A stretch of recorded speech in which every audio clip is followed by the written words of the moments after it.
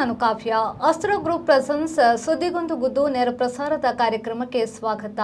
Powered by Mukund MGM reality, ಪ್ರಾಯೋಜಕರಾಗಿ BDJ enterprises, master ಪ್ಲಾನರಿ groups. ಇವತ್ತಿನ ಸುದ್ದಿಗೊಂದು ಗುದ್ದುವಿನ ವಿಚಾರ ಅಕ್ರಮ ಗಣಿಗಾರಿಕೆ ತಡೆಯಡಿ ಸಿಗದ ಮರಳುಕಲ್ಲು. ಈ ಬಗ್ಗೆ ಒಂದು ವರದಿ ಇದೆ, ನೋಡ್ಕೊಂಡು ಬರೋಣ.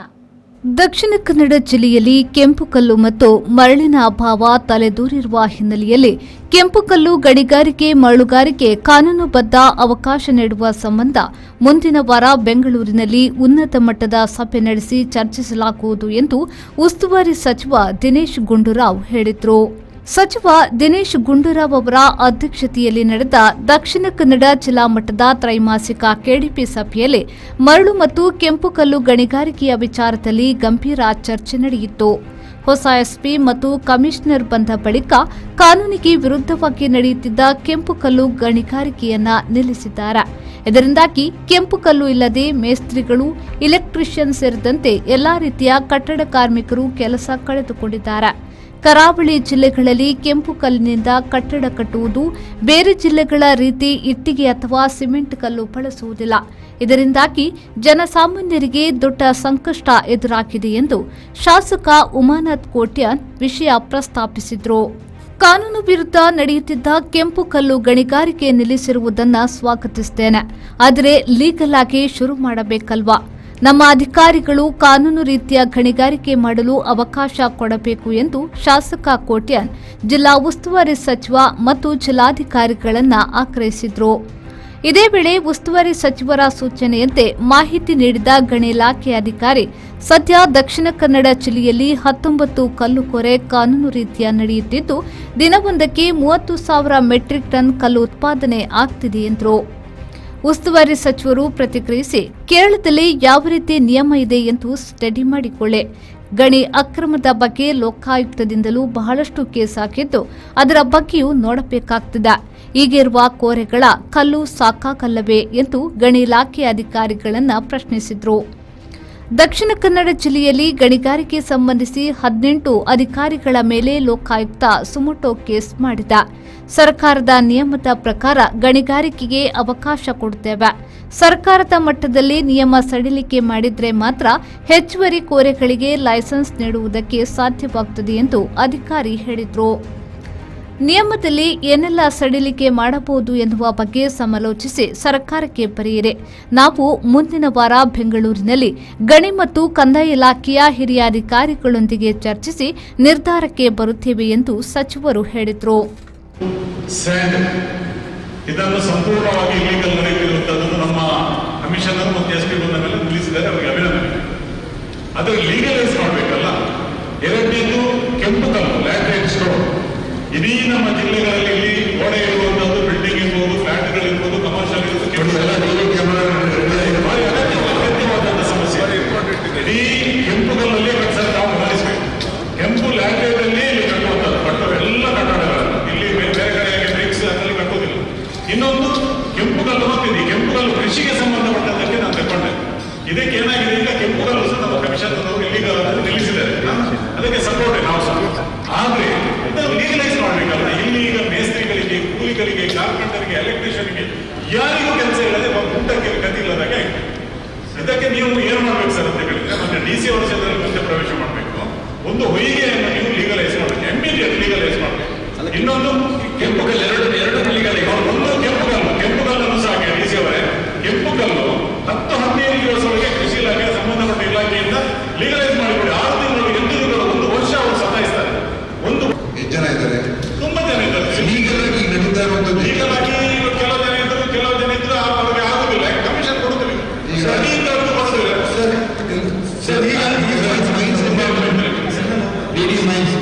ಲೀಗಲ್ ಆಗಿ ಈ ಲ್ಯಾಟರೈಟ್ ಕಟ್ ಮಾಡೋರು ಲೀಗಲ್ ಆಗಿ ಎಲ್ಲ ಪರವಾನಗಿ ಇಟ್ಕೊಂಡು ಮಾಡ್ತಾ ಇರ್ತಾರೆ. ನಮ್ಮಲ್ಲಿ ಲೈಸೆನ್ಸ್ ಅಂದ್ರೆ ಪಟ್ಟಾಲ್ಯಾಂಡ್ ಅಲ್ಲಿ ಗ್ರಾಂಟ್ ಆಗಿರುವಂತದ್ದು 19 ಕ್ವಾರಿಗಳಿದ್ದಾವೆ ಸರ್ ಜಿಲ್ಲೆಯಲ್ಲಿ. ಮತ್ತೆ ವರ್ಕಿಂಗ್ ಅವರ ಲೈಸೆನ್ಸ್ ಅಲ್ಲ ಉಳಿದಂತೆ ಸರ್ 3A ನಲ್ಲಿ ಪ್ರಾವಿಷನ್ ಇದೆ ಸರ್, ಅದರಲ್ಲಿ ಕೊಟ್ಟಂತದ್ದು 19 ಜನ ಆಪರೇಟ್ ಮಾಡ್ತಾ ಇದ್ದಾರೆ. ಕೇರಳದಿಂದ ಕೆಂಪು ಕಲ್ಲು ಮರಳು ಬರ್ತಾ ಇದೆ ಎಂಬ ಆರೋಪ ಬಂದಾಗ ಅಂತಹ ಮಾಹಿತಿಗಳಿದ್ರೆ ಕೊಡಿ, ನಾವು ಗಡಿಯಲ್ಲಿ ಪೂರ್ತಿ ಚೆಕ್ ಪೋಸ್ಟ್ ಹಾಕ್ತೇವೆ, ಯಾವುದೇ ರೀತಿಯಲ್ಲಿ ಒಳ ಬಂದರೂ ಕ್ರಮ ತೆಗೆದುಕೊಳ್ಳುತ್ತೇವೆ, ಅದರಲ್ಲಿ ಡೌಟೇ ಇಲ್ಲ ಎಂದು ಪೊಲೀಸ್ ಕಮಿಷನರ್ ಮತ್ತು ಎಸ್ಪಿ ಹೇಳಿದಾಗ ಇನ್ನು ಆ ಕಡೆಯಿಂದ ಬರುವುದು ನಿಲ್ಲುತ್ತೆ ಅಂದ್ಕೊಂಡು ಎಲ್ಲ ಶಾಸಕರು ಪೆಚ್ಚಾದ್ರು. ಮುಂದಿನ ವಾರವೇ ಬೆಂಗಳೂರಿನಲ್ಲಿ ಸಭೆ ಮಾಡುತ್ತೇವೆ, ನೀವು ಈ ಬಗ್ಗೆ ಸರಿಯಾದ ವರದಿಯನ್ನ ಕಳಿಸಿ. ಕೆಡಿಪಿ ಸಭೆಯಲ್ಲಿ ನಿಯಮ ಸರಳೀಕರಣಕ್ಕೆ ನಿರ್ಣಯಿಸಿದ ಬಗ್ಗೆ ಸರ್ಕಾರಕ್ಕೆ ಬರೆಯಿರಿ ಎಂದು ಸಚಿವ ದಿನೇಶ್ ಗುಂಡೂರಾವ್ ಜಿಲ್ಲಾಧಿಕಾರಿಗೆ ಸೂಚಿಸಿದರು. ನಾಗೇಶ್ ಕಾಪೂರು, ವಿ4 ನ್ಯೂಸ್, ಮಂಗಳೂರು.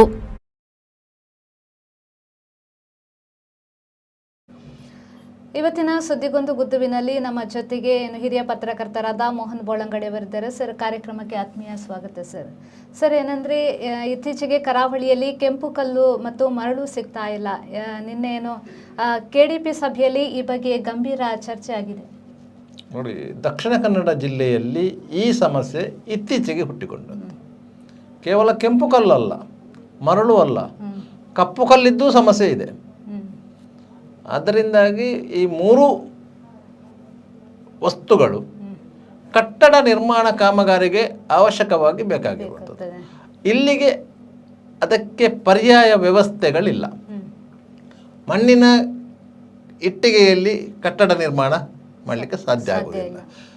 ನಿಮ್ಮ ಮಲೆನಾಡು ಭಾಗ, ಬೆಂಗಳೂರು ಆ ಕಡೆಗಳಲ್ಲಿ ಸ್ಯಾಂಡನ್ನು ಉಪಯೋಗ ಮಾಡ್ತಾರೆ, ಮತ್ತು ಬ್ಲಾಕ್ಗಳನ್ನು ಉಪಯೋಗ ಮಾಡಿ ಕಟ್ಟಡಗಳನ್ನು ನಿರ್ಮಿಸ್ತಾರೆ. ಆದರೆ ಇಲ್ಲಿನ ಮಳೆಯ ಒತ್ತಡಗಳು, ಭೌಗೋಳಿಕ ಹಿನ್ನೆಲೆಯಲ್ಲಿ ಅಂತಹ ವಸ್ತುಗಳನ್ನು ಉಪಯೋಗ ಮಾಡಿಕೊಂಡು ಇಲ್ಲಿ ಸದೃಢವಾದಂಥ ಕಟ್ಟಡಗಳನ್ನು ಕಟ್ಟಲಿಕ್ಕೆ ಸಾಧ್ಯ ಆಗುವುದಿಲ್ಲ. ಅದರಿಂದಾಗಿ ಇಲ್ಲಿ ನೀವು ಪಿಲ್ಲರ್ ಹಾಕಿ ಕಟ್ಟಡ ನಿರ್ಮಾಣ ಮಾಡುವುದಿದ್ದರೂ ಸಹ ನೀವು ಕೆಂಪು ಕಲ್ಲನ್ನೇ ಉಪಯೋಗ ಮಾಡಬೇಕು, ಮರಳನ್ನೇ ಉಪಯೋಗ ಮಾಡಬೇಕು. ಆದ್ದರಿಂದ ಅದಕ್ಕೆ ಆ ಸುತ್ತುಗಳಿಗೆ ಇಲ್ಲಿ ಬೇಡಿಕೆ ಜಾಸ್ತಿ. ನೀವು ಫೌಂಡೇಶನ್ ಹಾಕುವುದಾದರೆ ನೀವು ಕಪ್ಪು ಕಲ್ಲನ್ನೇ ಉಪಯೋಗ ಮಾಡಬೇಕು. ಅದೇ ಕಪ್ಪು ಕಲ್ಲಿಗೂ ಬೇಡಿಕೆ ಜಾಸ್ತಿ. ನಿಮಗೆ ರಸ್ತೆ ಕಾಮಗಾರಿಗಳಿಗಾಗಿ ನಿಮಗೆ ಜಲ್ಲಿ ಕಲ್ಲುಗಳು ಬೇಕು, ಜಲ್ಲಿ ಹುಡಿಗಳು ಬೇಕು. ಅದಕ್ಕೂ ನೀವು ಕಪ್ಪು ಕಲ್ಲಿನ ಕ್ವಾರಿಗಳನ್ನೇ ಅವಲಂಬಿಸಬೇಕು. ಆದ್ದರಿಂದಾಗಿ ಇದು ಎಲ್ಲದಕ್ಕೂ ಈ ಮೂರು ಸೊತ್ತುಗಳು ಅವಶ್ಯಕವಾಗಿರುವುದರಿಂದ ಆ ಮೂರು ಸೊತ್ತುಗಳು ನೈಸರ್ಗಿಕವಾಗಿ ನಮಗೆ ದೊರೆಯುವುದರಿಂದ ಮತ್ತು ಅದು ಸರ್ಕಾರದ ಸೊತ್ತಾಗಿರುವುದರಿಂದ ಅದನ್ನು ಪಡ್ಕೊಳ್ಳುವಂಥ ರೀತಿಯಲ್ಲಿ ಸರ್ಕಾರದ ನೀತಿ ನಿಯಮಗಳು ಅನ್ವಯ ಆಗ್ತದೆ. ಅದರಿಂದಾಗಿ ಅದನ್ನು ಅಕ್ರಮವಾಗಿ ಪಡ್ಕೊಳ್ಳುವುದಾಗಲಿ, ಅಕ್ರಮವಾಗಿ ಅದನ್ನು ಸಂಗ್ರಹಿಸುವುದಾಗಲಿ, ಅಕ್ರಮವಾಗಿ ಅದು ಸಾಗಿಸುವುದಾಗಲಿ ಅದು ಅಪರಾಧ. ಅದರ ಬಗ್ಗೆ ಕ್ರಮ ಕೈಗೊಳ್ಳಲಿಕ್ಕೆ ಗಣಿ ಮತ್ತು ಭೂವಿಜ್ಞಾನ ಇಲಾಖೆ ಅಧಿಕಾರಿಗಳಿದ್ದಾರೆ ಮತ್ತು ಅವರಿಗೆ ಸಹಾಯವಾಗಿ ಪೊಲೀಸ್ ಇಲಾಖೆ ಸಹಕಾರ ನೀಡ್ತದೆ. ಯಾಕಂದರೆ ರೈಡ್ ಮಾಡುವುದು, ಕೇಸ್ ಮಾಡುವುದು ಇಂಥದ್ದೆಲ್ಲ ಪೊಲೀಸ್ ಇಲಾಖೆ ಮಾಡಬೇಕಾಗ್ತದೆ. ಇವಾಗ ಸಕ್ರಮವಾಗಿ ಯಾಕೆ ಇಲ್ಲಿ ಪ್ರಶ್ನೆ ಇರುವುದೇ ಅದು. ನೀವು ಅಕ್ರಮ ಸಾಗಾಟ ಮಾಡಬೇಡಿ ಅಂತ ಹೇಳ್ತಾರೆ. ಅಕ್ರಮ ಸಾಗಾಟ ಮಾಡಿದರೆ ನಾವು ಹಿಡಿತೇವೆ, ಕೇಸ್ ಹಾಕ್ತೇವೆ, ನಿಮ್ಮ ವಾಹನವನ್ನು ಮುಟ್ಟುಗೋಲು ಹಾಕ್ತೇವೆ, ನಿಮ್ಮ ಹೊಯ್ಗೆ, ಮರಳು, ಕಲ್ಲು ಎಲ್ಲವನ್ನು ಮುಟ್ಟುಗೋಲು ಹಾಕ್ಕೊಳ್ತೀವಿ ಅಂತ ಹೇಳ್ತಾರೆ. ಒಂದು ಬಾರಿ ಆದರೆ ನೀವು ಫೈನ್ ಕಟ್ಟಿಕೊಂಡು ಮುಗಿಸ್ಬೋದು. ಅದೇ ಪುನರಾವರ್ತನೆ ಆದರೆ ನಿಮ್ಮ ಮೇಲೆ ಹ್ಯಾಬಿಚುವಲ್ ಅಫೆಂಡರ್ ಅಂತೇಳಿ ಕೇಸು ದಾಖಲು ಮಾಡಿಕೊಡ್ತೇವೆ. ನೀವು ಜೈಲಿಗೆ ಹೋದರೆ ನಿಮಗೆ ಹೊರಗೆ ಬರಲಿಕ್ಕೆ ಆಗೋದಿಲ್ಲ ಅಂತೇಳಿ ಕಮಿಷನರ್ ಹೇಳ್ತಾರೆ. ಆದರೆ ನೀವು ಯಾರಿಗೆ ಮರಳು ಬೇಕು, ಯಾರಿಗೆ ಕಲ್ಲು ಬೇಕು, ಯಾರಿಗೆ ಕೆಂಪು ಕಲ್ಲು ಬೇಕು, ಕಪ್ಪು ಕಲ್ಲು ಬೇಕು, ಯಾಕಂದರೆ ಅವರು ಅದನ್ನು ಖರೀದಿಸುವವರು. ಅವರೇನು ಪುಕ್ಕಟೆ ಖರೀದಿ ಮಾಡೋದಿಲ್ಲ, ಅವರು ದುಡ್ಡು ಕೊಟ್ಟೇ ಖರೀದಿ ಮಾಡೋದು. ಆದ್ದರಿಂದಾಗಿ ಅವರಿಗೆ ಮರಳು ಬೇಕು. ಅವರು ಸಂಬಂಧಪಟ್ಟವರಿಗೆ ಹೇಳ್ತಾರೆ, ನಮಗೆ 2 ಲೋಡು ಮರಳು ಬೇಕು, ಲೋಡಿಗೆ ಎಷ್ಟು? ಲೋಡಿಗೆ 7,000, 2 ಲೋಡಿಗೆ 14,000. ಅವರಿಗೆ ಮರಳು ಬಂದು ಅವರ ಮನೆಗೆ ಬಿದ್ದರೆ ಆಯಿತು, ಅವರು ಹಣ ಕೊಟ್ಟು ಮುಗಿಸ್ತಾರೆ. ಮತ್ತೆ ಅವರಿಗೆ ಅದರ ಬಾಧ್ಯತೆ. ಅವ ಸಕ್ರಮವಾಗಿ ತರ್ತಾನ, ಅಕ್ರಮವಾಗಿ ತರ್ತಾನ, ಇನ್ನೊಬ್ಬರ ಮನೆಯಲ್ಲಿದ್ದ ಮರಳನ್ನು ಹೊತ್ತುಕೊಂಡು ಬರ್ತಾನ, ಅದು ಅವರಿಗೆ ಸಂಬಂಧಪಟ್ಟದ್ದಲ್ಲ. ಯಾಕಂತ ಹೇಳಿದ್ರೆ ಮರಳು ಅಂತ ಹೇಳಿದ ಕೂಡಲೇ ಅದು ಕಾನೂನಿನ ಪ್ರಕಾರ ಅದು ಐಡೆಂಟಿಫೈಡ್ ಸ್ವತ್ತುಗಳು ಅಲ್ಲ. ಅದು ಇಂಥದ್ದೇ ಮರಳು ಅಂತೇಳಿ ನೀವು ಐಡೆಂಟಿಫೈ ಮಾಡಲಿಕ್ಕೆ ಆಗೋದಿಲ್ಲ. ಇದು ಪಾಣೆಮಂಗಳೂರಿನ ಮರಳು, ಇದು ಫಲ್ಗುಣಿ ತೀರದ ಮರಳು, ಇದು ಸಮುದ್ರ ತೀರದಿಂದ ಎತ್ತಿದ ಮರಳು, ಹಾಗಂತೇಳಿ ಅದನ್ನು ಐಡೆಂಟಿಫೈ ಮಾಡಲಿಕ್ಕೆ ಆಗೋದಿಲ್ಲ. ಮರಳು ಮರಳು. ನಿಮಗೆ ಆ ಮರಳನ್ನು ಸಾಗಿಸಲಿಕ್ಕೆ ಪರವಾನಗಿ ಇಲ್ಲದಿದ್ದರೆ, ಪರ್ಮಿಟ್ ಇಲ್ಲದಿದ್ದರೆ ಅದು ಅಕ್ರಮ ಅಂತ ಆಗತ್ತೆ. ನೀವು ಪರ್ಮಿಟ್ ಕೊಡುವಂಥ ವ್ಯವಸ್ಥೆಯನ್ನು ಸರಳೀಕೃತಗೊಳಿಸಿದರೆ, ನೀವು ಒಂದು ಲೋಡ್ ಮರಳಿಗೆ ನೀವು ಪರ್ಮಿಟ್ ಕೊಡ್ತೀರಿ ಅಂತ ಇಟ್ಕೊಳ್ಳಿ. ಆ ಪರ್ಮಿಟ್ನಲ್ಲಿ ಅವ ಒಂದು ಲೋಡ್ ಮರಳು ಮಾತ್ರ ತಗೊಳ್ಬೇಕು, ಜಾಸ್ತಿ ತಗೊಳ್ಳುವಾಗಿಲ್ಲ. ಆ ಲಾರಿ ನಂಬರ್ ಹಾಕಿ ಸಮಯ ಹಾಕಿ ನೀವು ಪರ್ಮಿಟ್ ಇಶ್ಯೂ ಮಾಡಿ. ಆ ಲಾರಿಯಲ್ಲಿ ಅದು ಒಂದೇ ಲೋಡು ಮರಳು ಹೋಗಬೇಕು. ಆದರೆ ಲಾರಿಯವರು ಏನು ಮಾಡ್ತಾರೆ, 4 ಲೋಡು ಮರಳು ಹೊಡಿತಾರೆ. ಇದು ಅಕ್ರಮ. ಪೊಲೀಸರು ಇದು ದಾಳಿ ನಡೆಸುವುದು, ವಶಪಡಿಸಿಕೊಳ್ಳುವುದು ಅದಕ್ಕಿಂತ ನೀವು ಮರಳು ದಿಬ್ಬವನ್ನು ನೀವು ಗುರುತಿಸಿದಿರಿ. ಕಳೆದ ವರ್ಷ ಆ ಒಂದು 10-20 ಕಡೆಗಳಲ್ಲಿ ಮರಳು ದಿಬ್ಬವನ್ನು ಗುರುತಿಸಿದರು. ಅಲ್ಲಿಂದ ಮರಳನ್ನು ಎತ್ತಬಹುದು ಅಂತ ಹೇಳಿದರು. ಅಲ್ಲಿಂದ ಮರಳನ್ನು ಎತ್ತಿದರೂ ಸಹ ನಿಮಗೆ ಅಲ್ಲಿ ಚೆಕ್ಕಿಂಗ್ ಪಾಯಿಂಟ್ ಇಲ್ಲಲ್ಲ, ಎಷ್ಟು ಮರಳು ಎತ್ತಿದ್ದೀರಿ ಅಂತೇಳಿ. ನೀವು ಸರ್ಕಾರಕ್ಕೆ ನೀವೇನು ರಾಜಸ್ವವನ್ನು ಸಂದಾಯ ಮಾಡ್ತೀರಿ, ಆ ರಾಜಸ್ವವನ್ನು ಉಳಿಸಲಿಕ್ಕೆ ಬೇಕಾಗಿ ನೀವು ಕಳ್ಳ ಲೆಕ್ಕ ಕೊಡ್ತೀರಿ. 10 ಲೋಡು ಮರಳು ಎತ್ತಿದ್ದೀರಿ, 1 ಲೋಡಿದು ಲೆಕ್ಕ ಕೊಡ್ತೀರಿ, 1 ಲೋಡು ರಾಜಸ್ವ ಸಂಗ್ರಹ ಮಾಡ್ತೀರಿ. ಅದಕ್ಕಿಂತ ಜಿಲ್ಲಾಡಳಿತವೇ ಮರಳು ದಿಬ್ಬಗಳನ್ನು ಗುರುತಿಸಿ ಅಲ್ಲಿಂದ ಮರಳನ್ನು ಎತ್ತಿಸಿ ಒಂದು ಕಡೆ ಡಂಪಿಂಗ್ ಯಾರ್ಡ್ ಮಾಡಿ, ಡಂಪಿಂಗ್ ಯಾರ್ಡ್ನಿಂದಲೇ ಸ್ಯಾಂಡ್ ಬಜಾರ್ ಆ್ಯಪ್ನ ಮೂಲಕ ಮರಳನ್ನು ಸಾಗಿಸುವಂಥ ವ್ಯವಸ್ಥೆಗಳನ್ನು ಮಾಡಿ ಈ ಹಿಂದೆ ಮಾಡಿತ್ತು. ಉಡುಪಿಯಲ್ಲಿ ಈಗ ಇದೆ. ಇಲ್ಲಿನ SP ಅವರು ಉಡುಪಿಯಲ್ಲಿ SP ಆಗಿದ್ದಾಗ ಅಲ್ಲಿನ DC ಅವರು ಅಂತ ಒಂದು ವ್ಯವಸ್ಥೆ ಮಾಡಿದ್ದು. ಅದನ್ನು ಸಹ ಆ ರೀತಿ ಮಾಡ್ಬೇಕಂತ ಹೇಳಿ. ಈಗ ನಿಮಗೆ ಬೆಂಕಿ ಬಿದ್ದಾಗ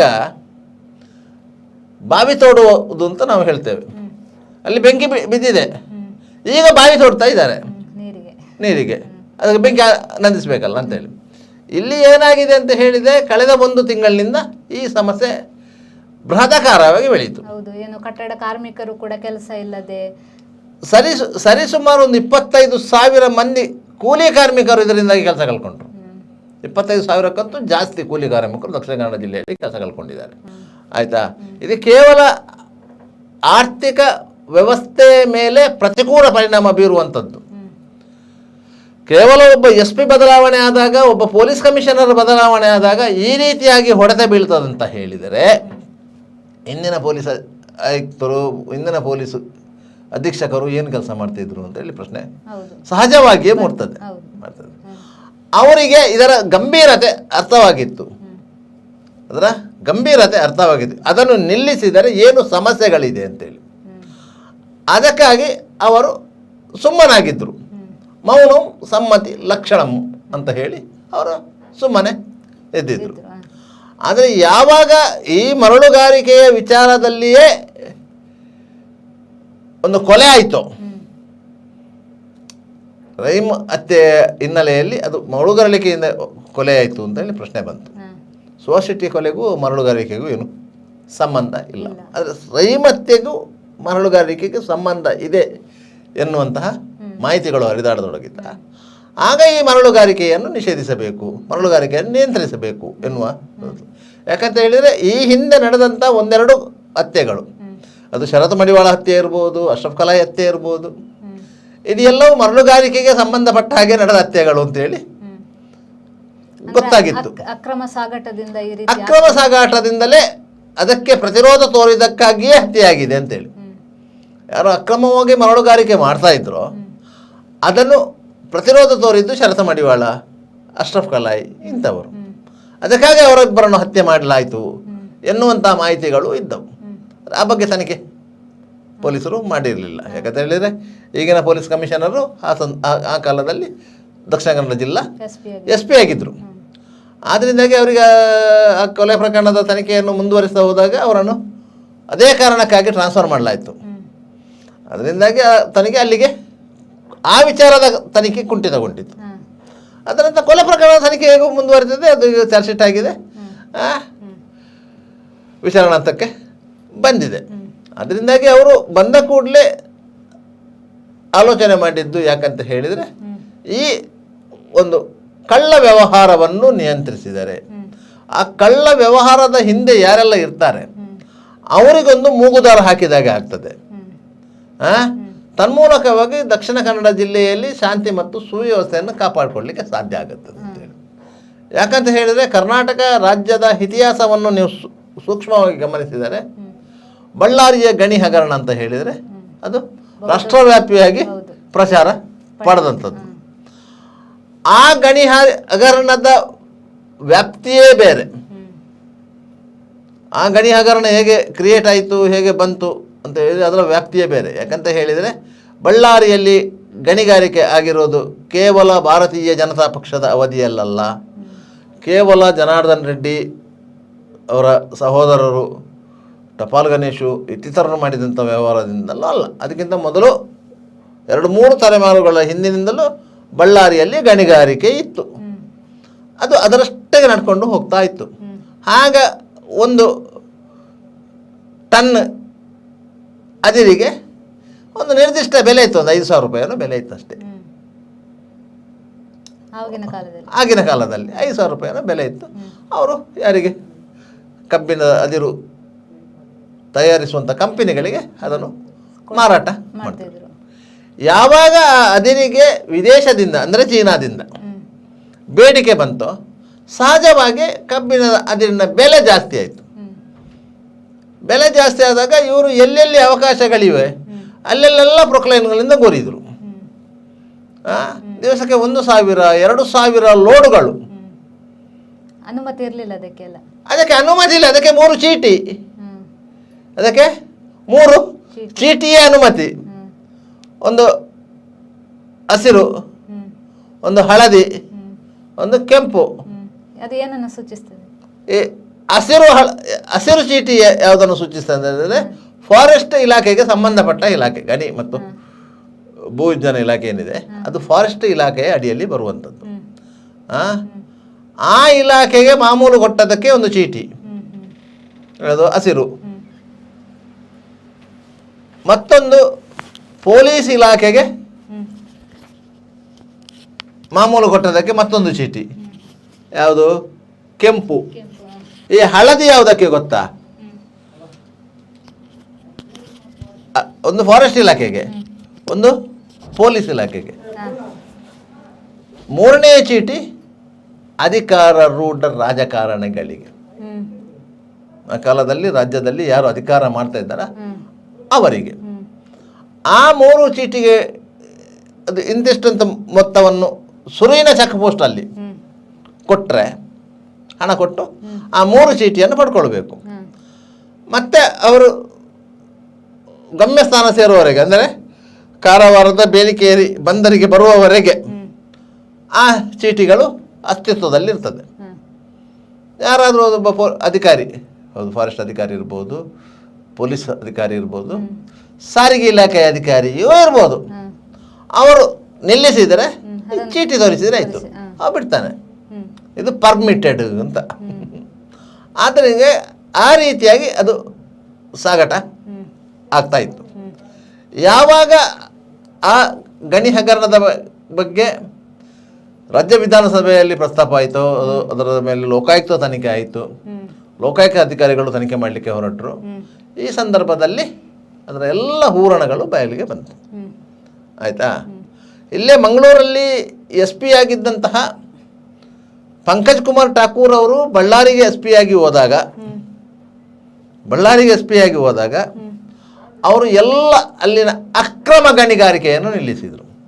ಈಗ ಏನು ಮಂಗಳೂರಲ್ಲಿ ಸುಧೀರ್ ಕುಮಾರ್ ರೆಡ್ಡಿ ಅವರು ಜಿಲ್ಲೆಯಲ್ಲಿ ಅರುಣ್ ಅವರು ಏನು ಮಾಡಿದ್ದಾರ, ಇದೇ ಕೆಲಸವನ್ನು ಪಂಕಜ್ ಕುಮಾರ್ ಠಾಕೂರ್ ಅವರು ಬಳ್ಳಾರಿಯಲ್ಲೂ ಆ ಸಂದರ್ಭದಲ್ಲಿ ಮಾಡಿದರು. ಆ ಕಾಲಘಟ್ಟದಲ್ಲಿ ಜನಾರ್ದನ್ ರೆಡ್ಡಿ ಅವರ ಒಬಳಪುರ ಮೈನ್ಸ್ ಏನಿದೆ ಆ ಮೈನ್ಸ್ ಮಾತ್ರ ವ್ಯವಹಾರ ಮಾಡ್ತಾ ಇತ್ತು. ಯಾಕಂದರೆ ಅದಕ್ಕೆ ಲೈಸೆನ್ಸ್ ಇತ್ತು. ಮತ್ತು ಯಾವ ಗಣಿಗಳಿಗೂ ಲೈಸೆನ್ಸ್ ಇರಲಿಲ್ಲ. ಲೈಸೆನ್ಸ್ ಇಲ್ಲದೆ ಅಲ್ಲಿ ವ್ಯವಹಾರ ಆಗ್ತಾ ಇದ್ದದ್ದು ಕೇವಲ ಈ ಹಣ ಕೊಡುವ ಮೂಲಕ ವ್ಯವಹಾರ ನಡೆತಿದ್ದು. ಅದರಿಂದಾಗಿ ಪಂಕಜಕುಮಾರ್ ಠಾಕೂರ್ ಅವರು ತರಬೇತಿಯ ಕಾರಣಕ್ಕಾಗಿ ಅವರು ವಿದೇಶಕ್ಕೆ ಹೋದ ಸಂದರ್ಭದಲ್ಲಿ ಅಲ್ಲಿ ಡಿ ಸಿ ರಾಜಪ್ಪ ಅಂತೇಳಿ ಅವರು ಸಹ ನಮ್ಮ ಪಣಂಬೂರಲ್ಲಿ DSP ಆಗಿದ್ದವರು, ಅವರಲ್ಲಿ ಎಡಿಷನಲ್ SP ಆಗಿದ್ದರು, ಅವರು ಚಾರ್ಜಿಗೆ ಬಂದಿದ್ದರು. ಆಗ ಪುನಃ ಅಷ್ಟು ಗಣಿ ಮಾಲೀಕರು ಎಚ್ಚೆತ್ತುಕೊಂಡ್ರು. ಒಬ್ಬರೇ ದುಡ್ಡು ತಿಂತಿದ್ದಾನೆ ಯಾರು ರೆಡ್ಡಿ, ನಮಗೂ ಇದು ಮಾಡಬೇಕು ಅಂತೇಳಿ ಆ ಸಂದರ್ಭದಲ್ಲಿ ಎಲ್ಲರೂ ಗೋರ್ಲಿಕ್ಕೆ ಶುರು ಮಾಡಿದರು. ಆಚೆಯಿಂದ ಸಂತೋಷ್ ಲಾಡ್ ಅವರು ಅದೇ ಬಿಸ್ನೆಸ್ ಮಾಡ್ತಿದ್ರು, ಈಚೆಯಿಂದ ಟಪರ್ ಗಣೇಶ್ ಅವರು ಅದೇ ಬಿಸ್ನೆಸ್ ಮಾಡಿದರು, ಜನಾರ್ದನ್ ರೆಡ್ಡಿ ಅವರು ಅದೇ ಬಿಸ್ನೆಸ್ ಮಾಡ್ತಾಯಿದ್ರು. ಅಂತಿಂತೂ ಬಳ್ಳಾರಿಯಲ್ಲಿ ದುಡ್ಡಿನ ಹೊಳೆ ಹರಿದಿತ್ತು. ಒಂದೊಂದು ಮನೆಗೂ ಒಂದೊಂದು ಹೆಲಿಕಾಪ್ಟರ್ ಬಂತು. ಇಲ್ಲಿ ಕಾರ್ ಬರೋದಲ್ಲ, ಅಲ್ಲಿ ಹೆಲಿಕಾಪ್ಟರ್ ಬಂತು ಅಂತ ಪರಿಸ್ಥಿತಿ ಬಂದಿತ್ತು. ಅದೇ ಪರಿಸ್ಥಿತಿ ದಕ್ಷಿಣ ಕನ್ನಡ ಜಿಲ್ಲೆಯಲ್ಲಿ ಈಗ ಸದ್ಯಕ್ಕೆ ಬರುವಂಥ ಸಾಧ್ಯತೆಗಳು. ಯಾಕಂತ ಹೇಳಿದರೆ ಇಲ್ಲಿ ಈ ಎಲ್ಲ ಕಳ್ಳ ವ್ಯವಹಾರಗಳೇ, ನಾವು ಕಳ್ಳ ವ್ಯವಹಾರ ಅಲ್ಲ ಅಂತ ನಾವು ಹೇಳುವುದೇ ಇಲ್ಲ. ಅಕ್ರಮ ಮರಳುಗಾರಿಕೆ ಇರ್ಬೋದು, ಕಲ್ಲು ಗಣಿಗಾರಿಕೆ ಇರ್ಬೋದು, ಎರಡೂ ಸಹ ಸರ್ಕಾರಕ್ಕೆ ವಂಚನೆ ಮಾಡಿ ಮಾಡುವಂತಹ ವ್ಯವಹಾರಗಳೇ. ಆದ್ದರಿಂದ ಇಲ್ಲಿ ಸಹ ಕೆಲವರು ಹೆಲಿಕಾಪ್ಟರ್ ತೆಗೆಯುವಂತಹ ವ್ಯವಹಾರಗಳನ್ನು ಮಾಡಿದವರು ಇದ್ದಾರೆ. ಅದು ಇಲ್ಲಿ ಏನಾಗಿದೆ ಅಂತ ಹೇಳಿದರೆ ಈ ವ್ಯವಹಾರಗಳು ಒಂದೊಂದು ಪಾರ್ಟಿಗೆ ಹಂಚಿ ಹೋಗಿದೆ. ಆದ್ದರಿಂದ ಒಬ್ಬನಿಗೆ ಸ್ವಲ್ಪ ಸಿಕ್ಕಿದರೆ ಒಬ್ಬನಿಗೆ ಸ್ವಲ್ಪ ಜಾಸ್ತಿ ಸಿಕ್ಕಿದೆ, ಸ್ವಲ್ಪ ಕಡಿಮೆ ಸಿಕ್ಕಿದೆ, ಹಾಗೆ 10 ಹಲವು ಮಂದಿಗೆ ಹಂಚಿಕೊಂಡು ಹೋಗಿದೆ. ಇದನ್ನು ಸೆಂಟ್ರಲೈಸ್ ಮಾಡಲಿಕ್ಕೆ ಯಾರಿಂದಲೂ ಆಗಲಿಲ್ಲ. ಒಬ್ಬನೇ ಓನರು, ಅವನ ಕೈ ಕೆಳಗೆ ಇಷ್ಟು ಮಂದಿ ಅಂತ ಮಾಡಲಿಕ್ಕೆ ಇಲ್ಲಿ ಸಾಧ್ಯ ಆಗಲಿಲ್ಲ. ಅದರಿಂದ ಹಂಚಿ ಹೋಗಿದೆ. ಒಂದು ವೇಳೆ ಅದೇ ರೀತಿಯ ಒಂದು ಮೊನೋಪಲಿ ಇದ್ದಿದ್ರೆ, ಬಳ್ಳಾರಿಯ ಮೊನೋಪಲಿ ಇಲ್ಲಿ ಸಹ ಕ್ರಿಯೇಟ್ ಆಗ್ತಾ ಇದ್ರೆ ಇದು ಸಹ ಅದಕ್ಕಿಂತ ದೊಡ್ಡ ಮಟ್ಟದ ಮಾಫಿ ಆಗ್ತಾ ಇತ್ತು.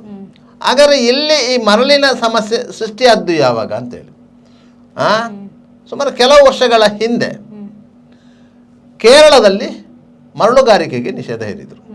ಕೇರಳದಲ್ಲಿ ಫಸ್ಟಿಗೆ ಮರಳುಗಾರಿಕೆಗೆ ನಿಷೇಧ ಹೇರಿದ್ದು ಕೇರಳದಲ್ಲಿ. ಆದ್ರೂ ಕೂಡ ಇವಾಗ ಅಲ್ಲಿಂದ ಬರ್ತಾ ಇದೆ ಅಂತ ಹೇಳಿ ಈಗ ಅಲ್ಲಿಂದ ಬರ್ತಿದೆ. ಯಾಕಂದ್ರೆ ಅಲ್ಲಿ ಪರ್ಮಿಟ್ ಗಿರ್ಮಿಟ್ ಎಲ್ಲ ಮಾಡಿದ್ರು.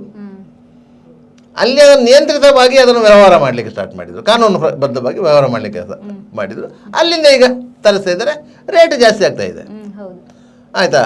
ಆದರೆ ಕೇರಳದ ಮರಳು ದಕ್ಷಿಣ ಕನ್ನಡ ಜಿಲ್ಲೆಗೆ ಬರಬಾರ್ದಂತ ಇದೆ. ಯಾಕಂದರೆ ಇಲ್ಲಿಯ ಸರ್ಕಾರಕ್ಕೆ ರಾಜಸ್ವ ಕೊಡಲೇಬೇಕು. ಆದ್ದರಿಂದಾಗಿ ಅಲ್ಲಿಯ ರಾಜಸ್ವಕ್ಕೂ ಇಲ್ಲಿಯ ರಾಜಸ್ವಕ್ಕೂ ವ್ಯತ್ಯಾಸ. ಅಲ್ಲಿ 32 ರೂಪಾಯಿ ಇದೆ, ಇಲ್ಲಿ 285 ರೂಪಾಯಿ ಇದೆ. ಇದು ವ್ಯತ್ಯಾಸಗಳಿವೆ. ಆಯಿತಾ? ಆದ್ದರಿಂದಾಗೆ ಅದೊಂದು ಇದಿದೆ. ಕೇರಳದಲ್ಲಿ ಮರಳುಗಾರಿಕೆ ನಿಂತ ಸಂದರ್ಭದಲ್ಲಿ ಇಲ್ಲಿಂದ ಮರಳನ್ನು ಅಲ್ಲಿಗೆ ಸಾಗಿಸುವ ವ್ಯವಸ್ಥೆ ಆಯಿತು. ಆಗ ಇಲ್ಲಿ ಒಂದು ಲೋಡು ಮರಳಿಗೆ 1,000 ರೂಪಾಯಿ 2,000 ರೂಪಾಯಿ ಇದ್ದದ್ದು ಕೇರಳಕ್ಕೆ ಹೋಗುವಾಗ 22,000 ರೂಪಾಯಿ ಆಯಿತು ಒಂದು ಲೋಡು ಮರಳಿಗೆ. ಆಯಿತಾ? ಆಗ ನಿಮಗೆ ಇಡೀ ಕೇರಳ ಗಡಿ ಹೊಂದಿಕೊಂಡಿರುವಂಥ ಎಲ್ಲ ತಾಲೂಕುಗಳಲ್ಲಿ ಸಹ ಈ ಮರಳಿದ್ದೇ ದಂಧೆ. ಇಲ್ಲಿಗೆ ಈಗ ಇಲ್ಲಿಯವರು ಹೇಳ್ತಾ ಇದ್ರಲ್ಲ, ನಮಗೆ ಮರಳು ಸಿಕ್ಕುದಿಲ್ಲ. ಆ ಸಂದರ್ಭದಲ್ಲಿ ಸಹ ಇಲ್ಲಿಗೆ ಮರಳು ಸಿಗ್ತಾ ಇರಲಿಲ್ಲ. ಎಲ್ಲ ಕೇರಳಕ್ಕೆ ಅಲ್ಲಿ 22,000 ಸಿಗ್ತದೆ ಲೋಡಿಗೆ, ಇಲ್ಲಿ ಸಿಗೋದು 3,000. ಆಯ್ತಾ? ಲಾರಿ ಬಾಡಿಗೆ ಒಂದು 7,000, 10,000 ಲಾಭ ಇದೆ. ಮತ್ತೆ ಯಾಕೆ ಅವ್ರು ಇಲ್ಲಿ ಮಾಡ್ತಾರೆ, ಇಲ್ಲಿಂದ ಅಲ್ಲಿಗೆ ಹೋಗ್ತಾ ಇತ್ತು. ಆದರೆ ಆ ಸಂದರ್ಭದಲ್ಲಿಯೂ ಗಣಿ ಮತ್ತು ಭೂವಿಜ್ಞಾನ ಇಲಾಖೆ ಅಧಿಕಾರಿಗಳು ಹೇರಳವಾಗಿ ದುಡ್ಡು ಮಾಡಿದರು, ಪೊಲೀಸರು ದುಡ್ಡು ಮಾಡಿದರು, ಕಂದಾಯ ಇಲಾಖೆಯ ಅಧಿಕಾರಿಗಳು ದುಡ್ಡು ಮಾಡಿದರು. ಸರ್ಕಾರಿ ಅಧಿಕಾರಿಗಳಂತ ಯಾರೆಲ್ಲ ಇದ್ದಾರೆ ಅವರೆಲ್ಲರೂ ಈ ಮರಳುಗಾರಿಕೆ ಲಾರಿಗಳನ್ನು ಹಿಡಿದು ಹಣ ದೋಚಿದ್ದೇ ಹೊರತು ಕೇಸು ಮಾಡಲಿಲ್ಲ, ಅದನ್ನು ನಿಯಂತ್ರಿಸಲಿಕ್ಕೆ ಕ್ರಮ ಕೈಗೊಳ್ಳಲಿಲ್ಲ. ಪರಿಣಾಮ ಏನಾಯಿತು? ಸ್ಥಳೀಯವಾಗಿ ಕೆಲವೊಂದು ಸಮಸ್ಯೆಗಳು ಸೃಷ್ಟಿಯಾದವು.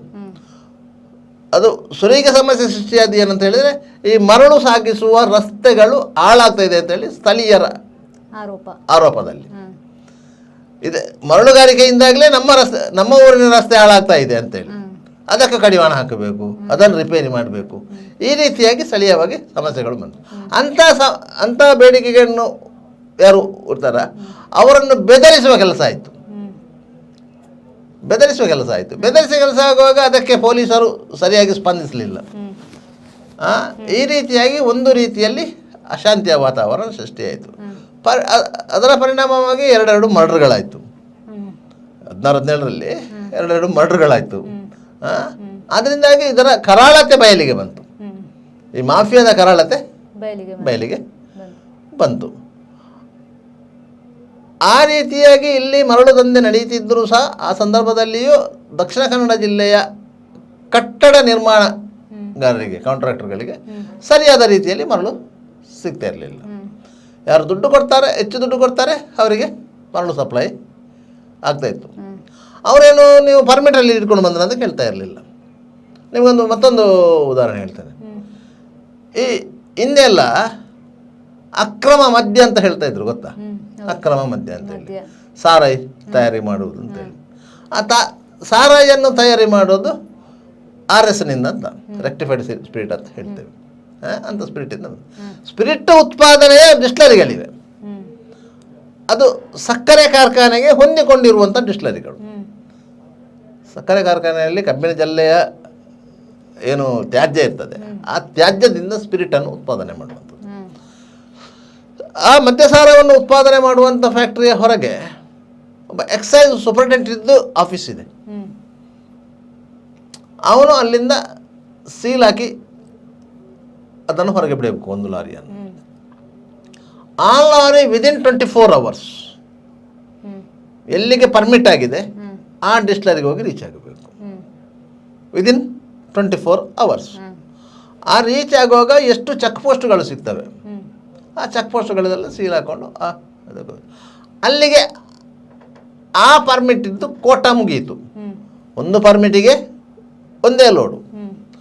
ಆದರೆ ಡಿಸ್ಟಿಲರಿಯವರು ಏನು ಮಾಡ್ತಾಯಿದ್ರು ಅಂತ ಹೇಳಿ, ಈ ಸೀಲ್ ಹಾಕುವಂತಹ ಚೆಕ್ ಪೋಸ್ಟುಗಳಿಗೆ 2,000 ಕೊಟ್ಟು ಸೀಲ್ ಹಾಕಿಸ್ತಾ ಇರಲಿಲ್ಲ. ಡಿಸ್ಟಿಲರಿಯಲ್ಲಿರುವಂಥ ಸೂಪರ್ಡೆಂಟ್ ಇದ್ದಾನಲ್ಲ, ಅವನೂ ಸೀಲ್ ಆಗ್ತಾ ಇರಲಿಲ್ಲ. ಪರ್ಮಿಟ್ ಇತ್ತು. 29/6/2025 28/7/2025 ಪರ್ಮಿಟ್ ಇದೆ. 1 ತಿಂಗಳ ಪರ್ಮಿಟ್, ಅದು 30 days ಪರ್ಮಿಟ್. ಆ 1 ತಿಂಗಳ ಪರ್ಮಿಟ್ ಇದೆ. ಆ 1 ತಿಂಗಳಲ್ಲಿ ಇವ 15 ಲೋಡ್ ಹೊಡೆದ ಡಿಸ್ಟಿಲರಿ ಅವನು. ಕೊನೆಯ ಲೋಡು ಬರ್ತದಲ್ಲ, 15ನೇ ಲೋಡು, 27ನೇ ತಾರೀಕು 26ನೇ ತಾರೀಕಿಗೆ ಬರುವ ಲೋಡ್ ಉಂಟಲ್ಲ, ಆಗ ಎಲ್ಲದಕ್ಕೂ ಸೀಲ್ ಹಾಕ್ಸ್ಕೊಂಡು ಬಂದ. ಆಯಿತಾ?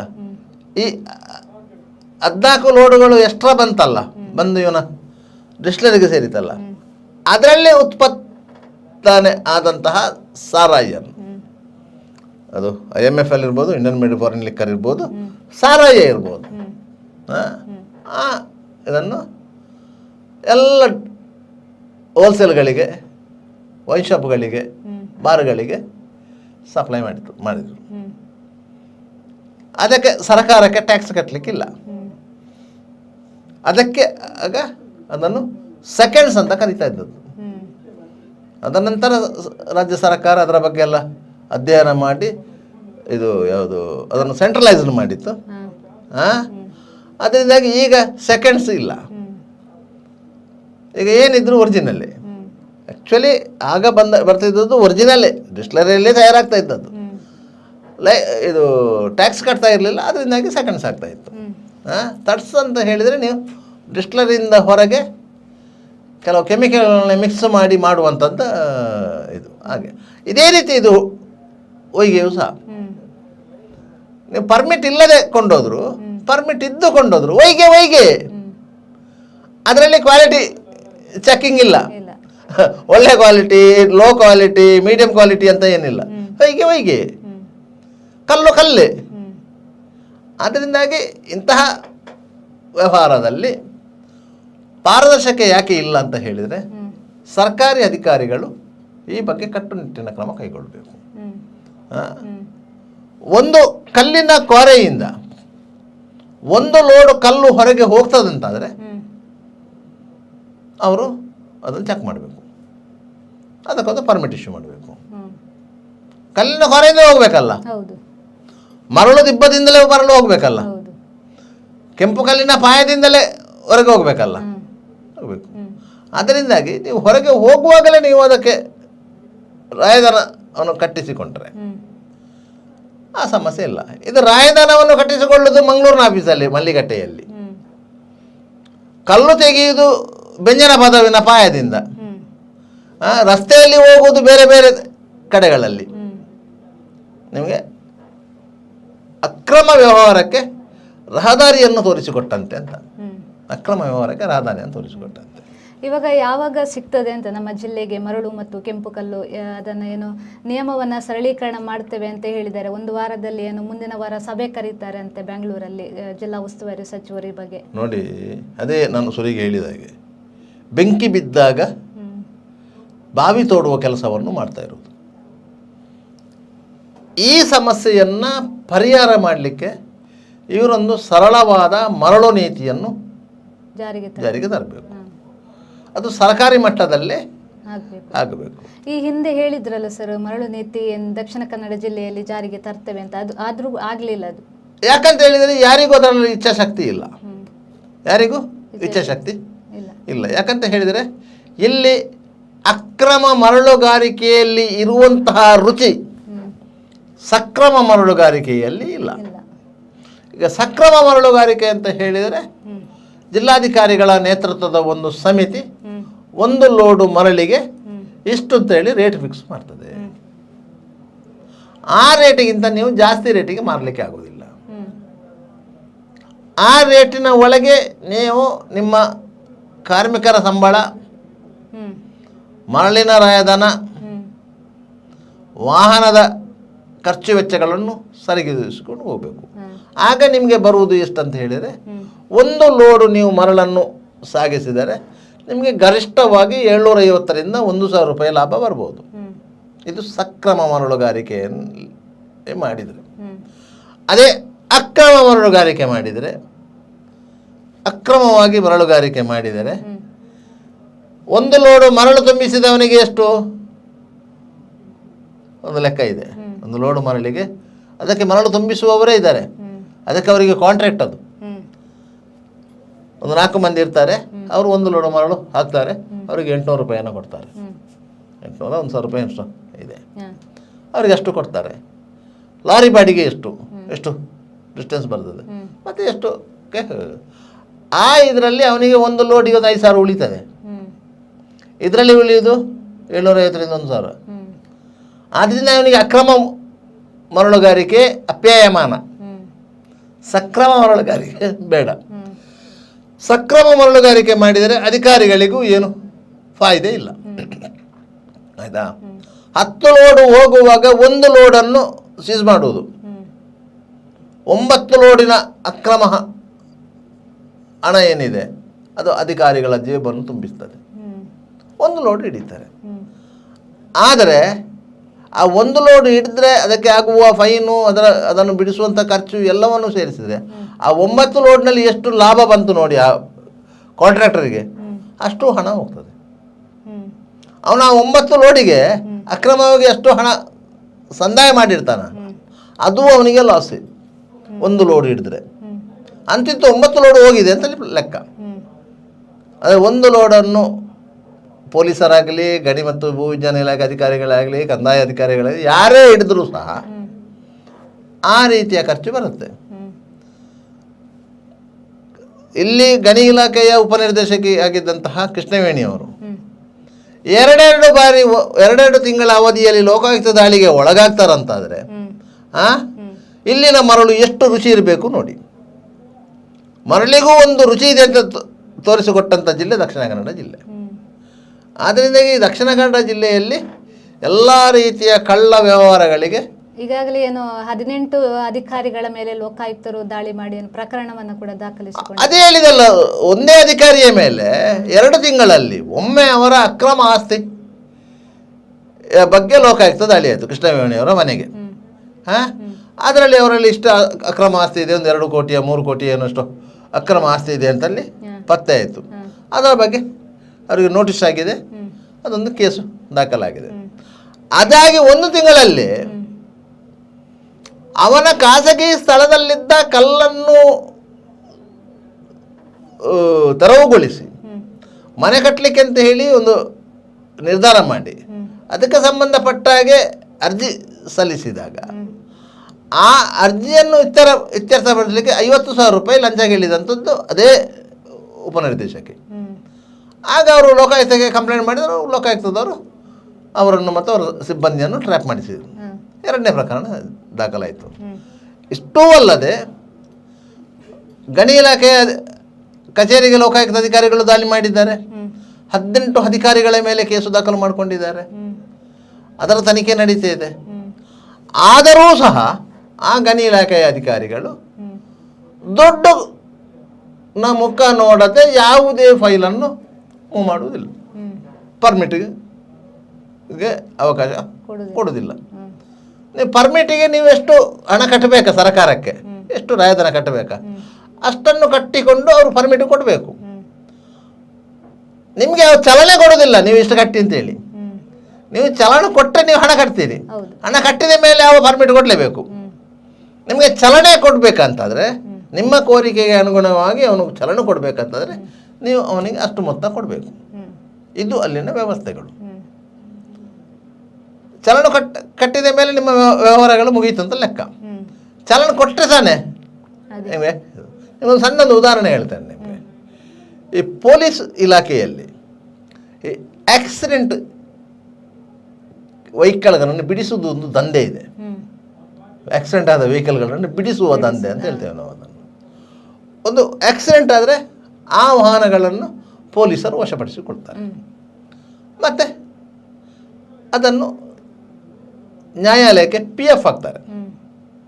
ನ್ಯಾಯಾಲಯಕ್ಕೆ PF ಹಾಕ್ತಾರೆ. PF ಹಾಕಿದಾಗ ನಾವು ನ್ಯಾಯಾಲಯಕ್ಕೆ ಸಂಬಂಧಪಟ್ಟ ದಾಖಲೆಗಳನ್ನ, ವಾಹನದ ದಾಖಲೆಗಳು, RC ಇರ್ಬೋದು, ಇನ್ಸೂರೆನ್ಸ್ ಇರ್ಬೋದು, ಪೊಲ್ಯೂಷನ್ ಸರ್ಟಿಫಿಕೇಟ್ ಇರ್ಬೋದು, ಇದನ್ನೆಲ್ಲ ಹಾಜರುಪಡಿಸಿ ಆ ವಾಹನವನ್ನು ರಿಲೀಸ್ ಮಾಡಬೇಕು ಅಂತ ಕೇಳ್ತೇವೆ. RC ಓನರೇ ಜಾಮೀನು ಕೊಟ್ಟು ಆ ವಾಹನವನ್ನು ರಿಲೀಸ್ ಮಾಡ್ಬೋದು.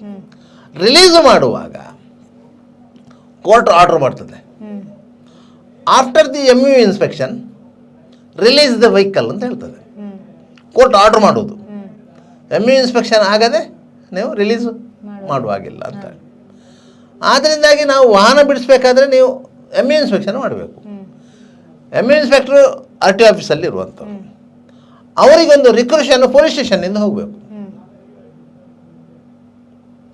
ಪೊಲೀಸ್ ಸ್ಟೇಷನಿಂದ ಒಂದು ರಿಕ್ವೆಷನ್ ಹೋಗಬೇಕು, ಕೋರಿಕೆ ಸಲ್ಲಿಸಬೇಕು. ನಮ್ಮ ಪೊಲೀಸ್ ಠಾಣೆಯಲ್ಲಿ ಸೊ ಆ್ಯಂಡ್ ಸೋ ಕ್ರೈಮ್ ನಮ್ಮ ಅಡಿಯಲ್ಲಿ ಇಂಥದ್ದೊಂದು ಪ್ರಕರಣ ದಾಖಲಾಗಿದೆ, ಅದಕ್ಕೆ ಸಂಬಂಧಪಟ್ಟ ವಾಹನ ಸೊ ಆ್ಯಂಡ್ ಸೋ, ಇದನ್ನು ನಮ್ಮ ಠಾಣೆಯಲ್ಲಿ ವಶಪಡಿಸಿಕೊಂಡಿದ್ದೇವೆ.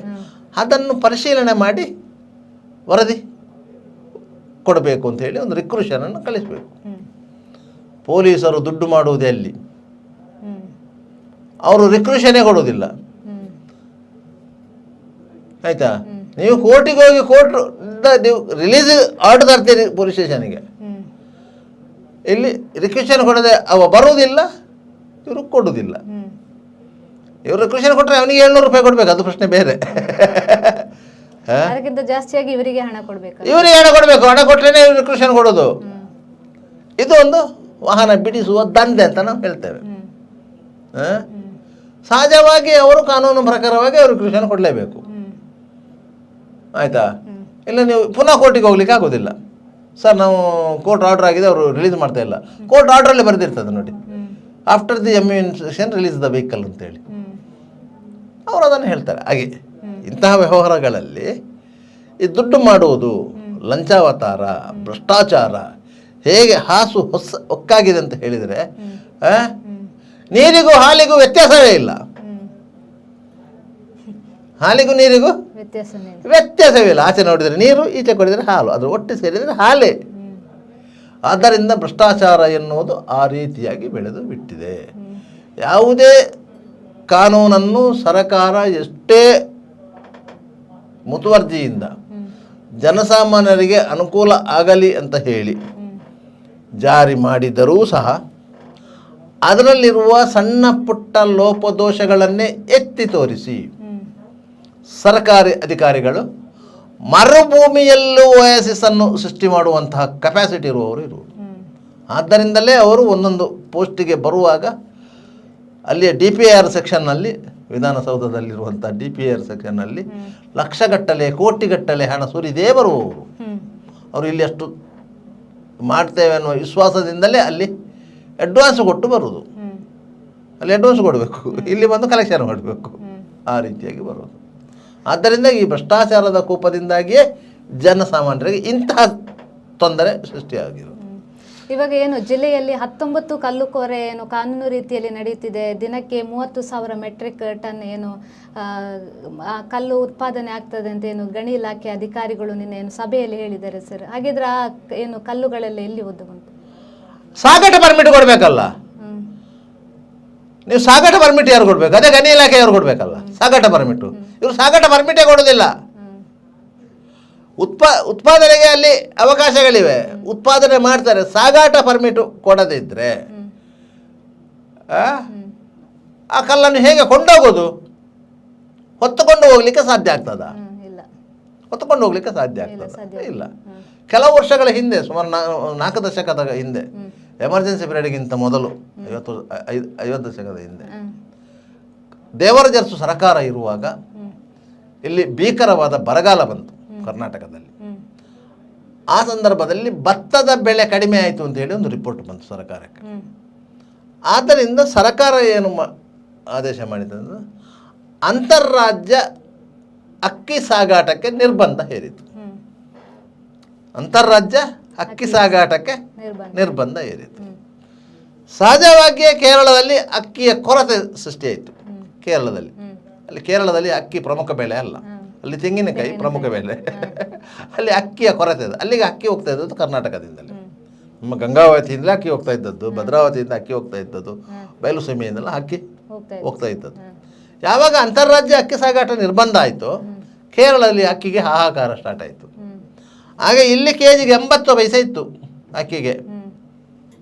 ಈಗಿನ ಯಾವ ಪೀಳಿಗೆ ಮಕ್ಕಳಿಗೂ ಅನುಭವ ಇರಲಿಕ್ಕಿಲ್ಲ 80 ಪೈಸೆ ಕೆಜಿ ಅಕ್ಕಿ ಇತ್ತು ಅಂತ ಹೇಳುವಾಗ. ಆಗ ಇಲ್ಲಿ 80 ಪೈಸೆ ಇತ್ತು. ಅದೇ ಕೇರಳದಲ್ಲಿ 12 ರೂಪಾಯಿ ಇತ್ತು. 12 ರೂಪಾಯಿ ಇತ್ತು 1 ಕೆಜಿ ಅಕ್ಕಿಗೆ. ಆಗ ಇಲ್ಲಿ ಅವರು ಏನು ಮಾಡ್ತಾಯಿದ್ರು ಅಂತ ಹೇಳಿದರೆ, ಒಬ್ಬನಿಗೆ ಉರುವ ತಾಕತ್ತು ಎಷ್ಟು ಇದೆ, ಕೆಲವರೊಂದು 30 ಕೆಜಿ ಹೊತ್ಕೊಂಡು ಹೋಗುವವರಿದ್ದರು, 50 ಕೆಜಿ ಹೊತ್ಕೊಂಡು ಹೋಗುವ ಗಟ್ಟಿಗರು ಇದ್ದರು. ಹಾಗೆಲ್ಲ ಇದು ಗದ್ದೆಯಲ್ಲಿ ಬೆಳೆದ ಅಕ್ಕಿಯನ್ನೇ ಉಂಡು ಬೆಳೆದವರು, ದೇಹ ಸ್ವಲ್ಪ ಸದೃಢವಾಗಿತ್ತು, ಅವರು ಹೊತ್ತುಕೊಂಡು ಹೋಗ್ತಾ ಇದ್ದವರು. ಮತ್ತೆ ವಾಹನಗಳ ಸಂಖ್ಯೆ ಕೂಡ ಕಡಿಮೆ ಇತ್ತು. ಮತ್ತು ವಾಹನಗಳ ಸಂಖ್ಯೆ ಕಡಿಮೆ ಇತ್ತು ಯಾಕಂದ್ರೆ ವಾಹನಗಳನ್ನು ತಡೆದು ಸೀಸ್ ಮಾಡ್ತಾ ಇದ್ರು. ವಾಹನಗಳನ್ನು ತಡೆದು ಪೊಲೀಸರು, ತಹಶೀಲ್ದಾರ್ ನೇತೃತ್ವದ ಒಂದು ಟಾಸ್ಕ್ ಫೋರ್ಸ್ ಇತ್ತು ಆ ಸಂದರ್ಭದಲ್ಲಿ. ಅಕ್ಕಿ ಸಾಗಾಟ ಮಾಡೋದು ಎಲ್ಲ ಕಡೆಯಲ್ಲಿ ಚೆಕ್ ಪೋಸ್ಟ್ಗಳಿತ್ತು. ತಲಪಾಡಿಯಲ್ಲಿ ಚೆಕ್ ಪೋಸ್ಟ್ ಇತ್ತು,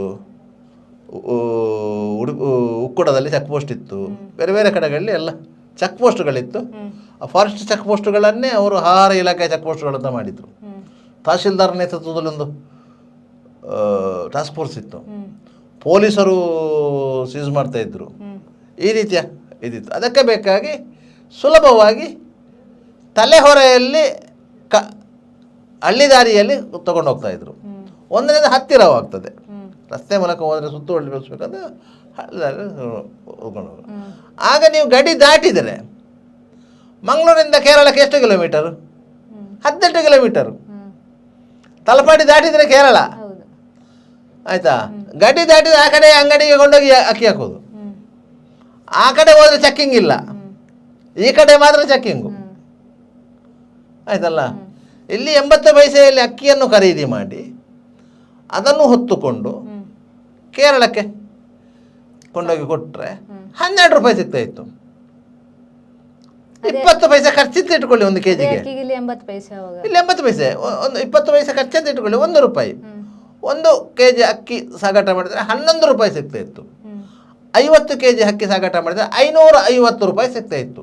ಆಗಿನ ಕಾಲದಲ್ಲಿ 2 ಪವನು ಬಂಗಾರ ಸಿಗ್ತಾ ಇತ್ತು. 2-3 ಪವನೇನೋ ಬಂಗಾರ ಸಿಗ್ತಾ ಇತ್ತು ಆ ಕಾಲದಲ್ಲಿ. ಬಂಗಾರಕ್ಕೆ 200 ಚಿಲ್ಲರೆ ರೂಪಾಯಿನ ರೇಟ್ ಇತ್ತು. 50 ಕೆಜಿ ಅಕ್ಕಿ ಕೊಂಡೋದ್ರೆ ನಿಮಗೆ ಆ ಪರ್ಯಾದ ಲಾಭ ಇತ್ತು. ಕೆಲವರಿಗೆ ಅದೇ ಉದ್ಯೋಗ ಆಯಿತು ಆಯಿತಾ. ಮತ್ತೆ ಲಾಸ್ಟಿಗೆ ಸರ್ಕಾರದ ಮೇಲೆ ಒತ್ತಡಗಳು ಬಿತ್ತು. ಮತ್ತು ಅಂತಾರಾಜ್ಯ ಅಕ್ಕಿ ಸಾಗಾಟವನ್ನು ನಿರ್ಬಂಧ ಮಾಡಿದರು. ಅದ ನಂತರ ಇಲ್ಲಿ ಯಾವ ದಂಧೆ ಮುಂದುವರಿತು? ಶ್ರೀಗಂಧದ ದಂಧೆ ಮುಂದುವರಿಯಿತು. ಕರ್ನಾಟಕದಲ್ಲಿ ಎಲ್ಲೋ ಒಂದು ಕಡೆ ಶ್ರೀಗಂಧದ ಫ್ಯಾಕ್ಟ್ರಿ ಏನೋ ಇತ್ತು, ಅದನ್ನು ಬಂದ್ ಮಾಡಿದರು. ಶ್ರೀಗಂಧ ಕಡಿಲಿಕ್ಕಿಲ್ಲ ಅಂತೇಳಿ ಒಂದು ಕಾನೂನು ಬಂತು. ಆದರೆ ಮಂಜೇಶ್ವರದಲ್ಲಿ ಮತ್ತು ಕಾಸರಗೋಡಿನ ಕರಂದಕಾಡಲ್ಲಿ 2 ಶ್ರೀಗಂಧದ ಫ್ಯಾಕ್ಟ್ರಿಗಳಿತ್ತು. ಆ ಫ್ಯಾಕ್ಟ್ರಿಗಳಿಗೆ ಕಚ್ಚಾ ವಸ್ತು ಕರ್ನಾಟಕದಿಂದಲೇ ಹೋಗಬೇಕು. ಚಿಕ್ಕಮಗಳೂರು, ಶಿವಮೊಗ್ಗ ಈ 2 ಜಿಲ್ಲೆಗಳಲ್ಲಿ ಕಾಡಲ್ಲಿರುವ ಶ್ರೀಗಂಧವನ್ನು ಕದ್ದು ಮಾರಾಟ ಮಾಡುವಂಥ ದಂಧೆ. ಇವತ್ತಿಗೂ ಬೇಕಾದರೆ ನೀವು ಸಾಗರದಲ್ಲಿ ಮತ್ತು ಬೇರೆ ಬೇರೆ ಫಾರೆಸ್ಟ್ ಆಫೀಸ್ಗಳಲ್ಲಿ ನೋಡ್ಬೋದು. ಅಲ್ಲಿ ಆ ಶ್ರೀಗಂಧ ಸಾಗಾಟ ಮಾಡಿದ ವಾಹನಗಳನ್ನು, ಸೀಸು ಮಾಡಿದ ವಾಹನಗಳನ್ನು ನಿಲ್ಲಿಸಲಿಕ್ಕೆ ಜಾಗ ಇಲ್ಲ. ಅದನ್ನು ಕೋರ್ಟಿಂದ ರಿಲೀಸು ಮಾಡುವುದಿಲ್ಲ. ಅಷ್ಟು ಶ್ರೀಗಂಧಗಳನ್ನು ಸೀಸು ಮಾಡಿದ್ದಾರೆ, ಅಷ್ಟು ವಾಹನಗಳನ್ನು ಸೀಸು ಮಾಡಿದ್ದಾರೆ. ಹಾಗಾದರೆ ಅದಕ್ಕಿಂತ 10 ಪಾಲು ಶ್ರೀಗಂಧ ಸಾಗಾಟ ಆಗಿದೆ ಕೇರಳಕ್ಕೆ. ಈಗ ಕಾಸರಗೋಡಿನ ಶ್ರೀಗಂಧದ ಎಣ್ಣೆ ಫ್ಯಾಕ್ಟ್ರಿಗಳು ಬಂದಾಗಿದೆ. ಈಗ ಶ್ರೀಗಂಧ ಹೋಗ್ತಾ ಇಲ್ಲ. ಈಗ ಗೋವಾಕ್ಕೆ ಹೋಗ್ತಾ ಇದೆ, ಉತ್ತರ ಕರ್ನಾಟಕದ ಮೂಲಕ. ಗೋವಾದಲ್ಲೊಂದು ಶ್ರೀಗಂಧ ಫ್ಯಾಕ್ಟ್ರಿ ಇದೆ. ಇಂತಹ ವ್ಯವಸ್ಥೆಗಳಿತ್ತು. ಅದರಿಂದಾಗಿ ನಮಗೆ ದಕ್ಷಿಣ ಕನ್ನಡ ಜಿಲ್ಲೆಗೆ ಮತ್ತು ಕೇರಳಕ್ಕೆ ಒಂದು ಅವಿನಾಭಾವ ಸಂಬಂಧ ಇದೆ. ಅಲ್ಲಿ ಯಾವುದು ಬ್ಯಾನ್ ಆಗ್ತದ ಅದಕ್ಕೆ ಇಲ್ಲಿ ಡಿಮ್ಯಾಂಡ್ ಜಾಸ್ತಿ ಆಗೋದು.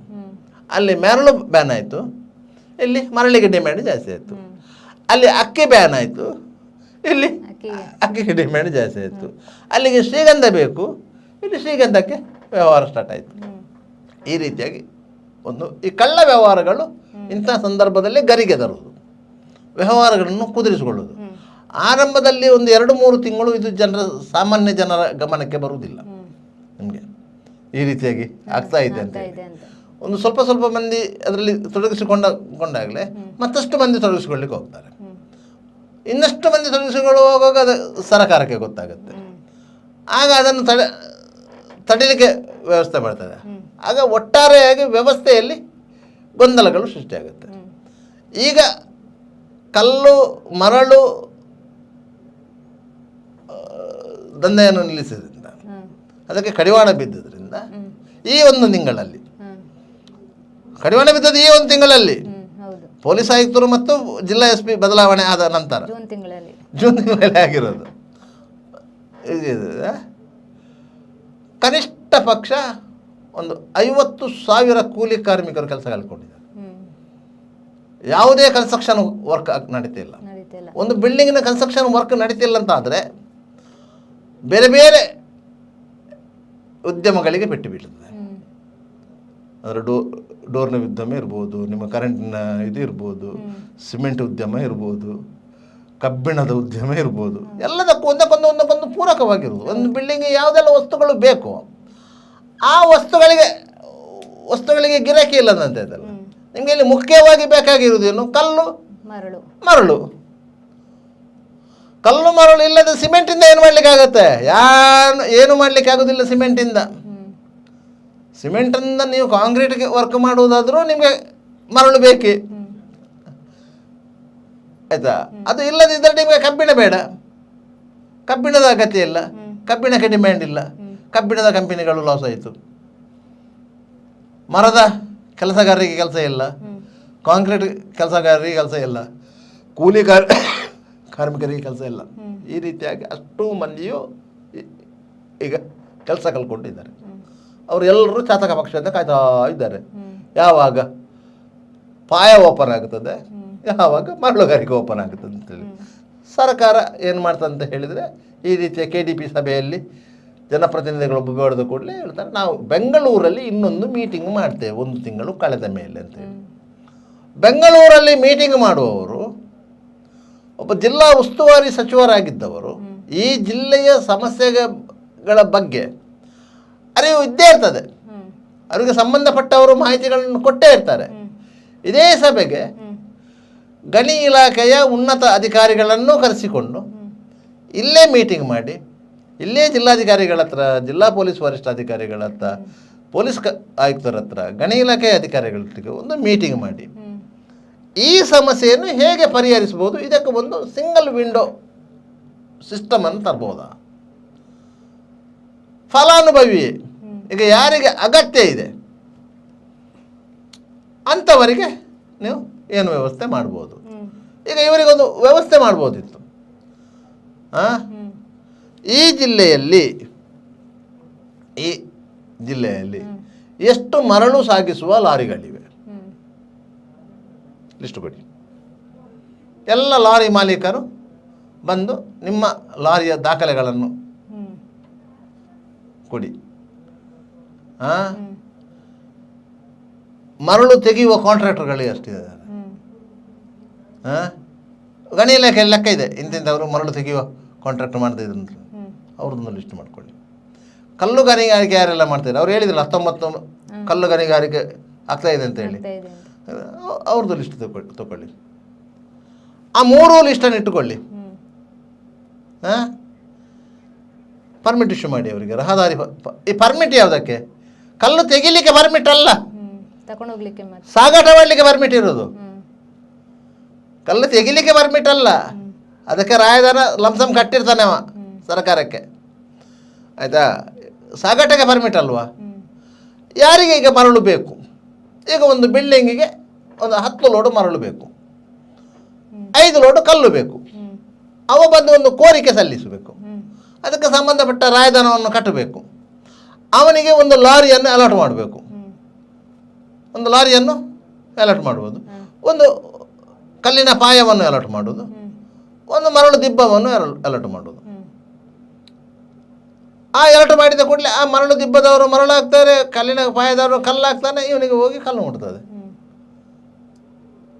ಆಯಿತಾ? ಅದಕ್ಕೆ ಇವರೊಂದು ರೇಟ್ ಫಿಕ್ಸ್ ಮಾಡೋದು, ಲೋಡಿಗೆ ಎಷ್ಟು ಅಂತೇಳಿ. ರಾಯದನ್ನು ತಗೊಳ್ಳೋದು, ಅವ್ರಿಗೆ ಇಷ್ಟು ಕೊಡಿ ಅಂತ ಹೇಳೋದು, ಮುಗಿಸೋದು. ಏನು ಸಮಸ್ಯೆ ಇಲ್ಲ. ಇದು ಒಂದು ಪಾರದರ್ಶಕ. ಯಾರಿಗೂ ದುಡ್ಡು ಕೊಡಲಿಕ್ಕಿಲ್ಲ, ಪೊಲೀಸರು ನಿಲ್ಲಿಸಲಿಕ್ಕಿಲ್ಲ. ಈ ರೀತಿಯಾಗಿ ಮಾಡಿದರೆ ಈ ಸಮಸ್ಯೆಗೆ ಉನ್ನತಾಧಿಕಾರಿಗಳ ಮೀಟಿಂಗಿನ ಅಗತ್ಯವೇ ಇಲ್ಲ. ಯಾಕಂತ ಹೇಳಿದರೆ ಇದನ್ನು ಮತ್ತಷ್ಟು ಸಮಸ್ಯೆ ಇದೆ ಅಂತ ಗೊತ್ತಾದ ಕೂಡಲೇ ಈ ಸರ್ಕಾರಿ ಅಧಿಕಾರಿಗಳಿಗಾಗಲಿ, ಈ ಸರ್ಕಾರವನ್ನು ಮುನ್ನಡೆಸುವವರಿಗಾಗಲಿ ಅದನ್ನು ಆದಷ್ಟು ಸಂಕೀರ್ಣಗೊಳಿಸಬೇಕು ಅನ್ನುವಂಥ ಉಮೇದು ಬರುವುದು, ಉತ್ತೇಜನ ಆಗೋದು. ಅದಕ್ಕಾಗಿ ಇನ್ನೊಂದು ಅಷ್ಟು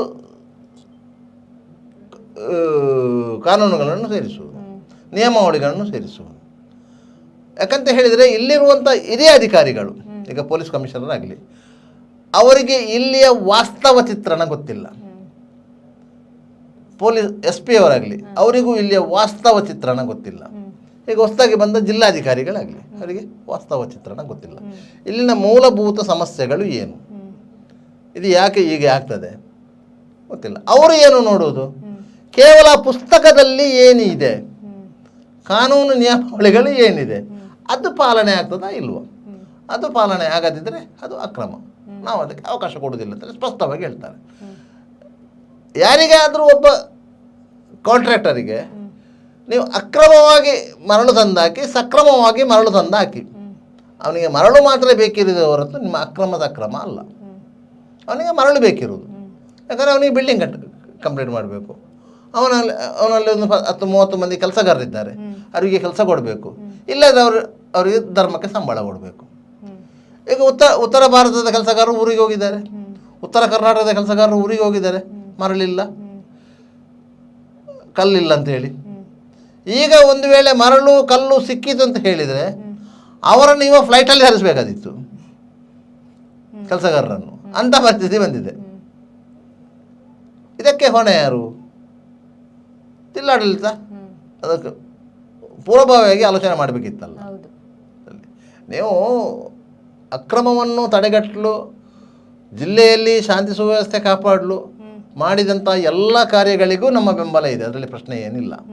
ಆದರೆ ಜನರನ್ನು ಸಂಕಷ್ಟಕ್ಕೆ ದೂಡಬೇಡಿ ಅಷ್ಟೇ. ಸರ್, ಇವೆಷ್ಟು ಮಾಹಿತಿ ಕೊಟ್ಟ ನಮ್ಮದು ಹಿರಿಯ ಪತ್ರಕರ್ತರ ಮೋಹನ್ ಬೋಳಂಗಡಿ ಅವರು ಧನ್ಯವಾದಗಳು ಸರ್. ಇದಾಗಿತ್ತು ಈ ಹೊತ್ತಿನ ಸುದ್ದಿಗೊಂದು ಗುದ್ದು. ನಿರಂತರ ಸುದ್ದಿ, ಮಾಹಿತಿ, ಮನೋರಂಜನೆಗಾಗಿ ನೋಡ್ತಾ ಇರಿ V4 news.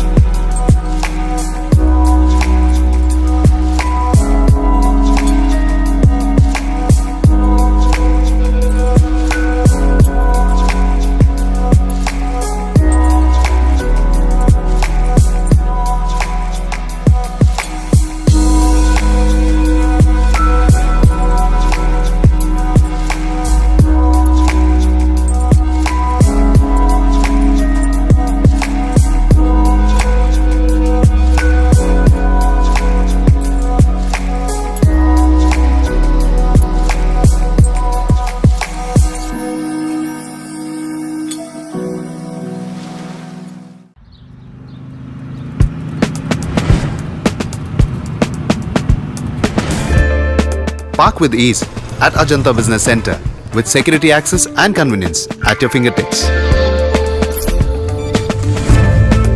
Step into a welcoming lobby where a warm smile greets you and your clients. With top-tier amenities, Ajanta set the stage for our success, leading us to Ashoka Business Center as a next upgrade. Invest in workspaces managed by Vertex. Invest smart. Invest in Mangaluru. The Father Mullah Charitable Institutions, the most modern linear accelerator, only one of its kind in this region for specific burning of cancer cells. We have all precision equipments and instruments for both invasive and non-invasive surgical procedures and diagnosis, ultrasonic color Doppler, CT scan and MRI machines. The operation theaters are equipped with contemporary equipments, high-tech intensive care units, neo and postnatal units, burns unit, cath lab and cardiothoracic units are fully equipped. Our NICU is the largest in the city. The blood bank and cell separator and casualty are 24-hour services. The Father Mullah Charitable Institutions. Ideal ice cream, milky way to your heart.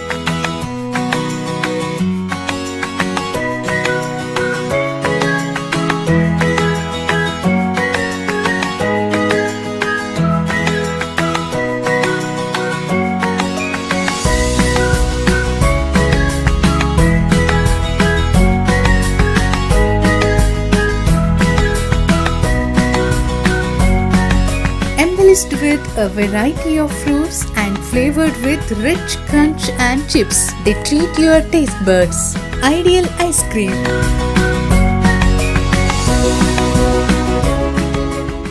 B. Devdas Ganpati Pai Enterprises. All kinds of quality and attractive material available at one place. Biggest showroom in Mangalore city. Admired by public at large. The showroom of your choice. B. Devdas Ganpati Pai Enterprises near New Chitra Talkies, Mangalore. AJ Hospital and Research Center is a leading advanced tertiary healthcare center of India, serving the coastal citizens and spreading good health across the sea line. AJ Hospital and Research Center is a specialized Medicare center providing service to more than 30 major medical disciplines, embracing new technologies to offer high-level healthcare that matches the best in the country. Our technical and medical expertise include foremost services in cadaveric organ retrieval, drug-eluting stent placement, pediatric lab nephrectomy, ambulance services, dermatology, ENT, nephrology and many more. AJ Hospital and Research Center, Kuntikana, Mangaluru. Call 222553.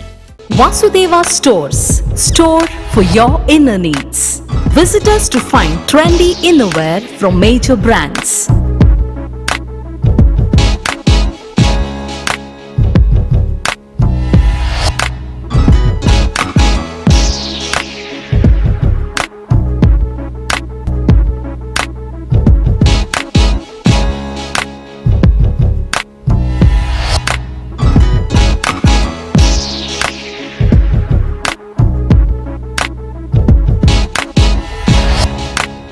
Visit Vasudeva Stores, ground floor, Ideal Towers near Sharavu Ganapati Temple, Mangaluru.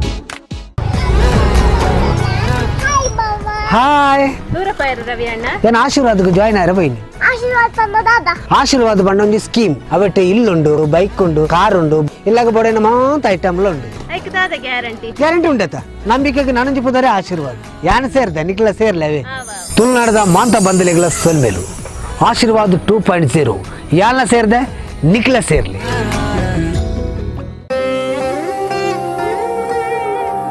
ಆಹಾ, shining ಆದ್ರೆ ಏನೋ missing.